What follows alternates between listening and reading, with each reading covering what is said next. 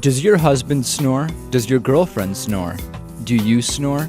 Don't be embarrassed. By the time men and women are in their 30s, 5% of women and 20% of men will snore.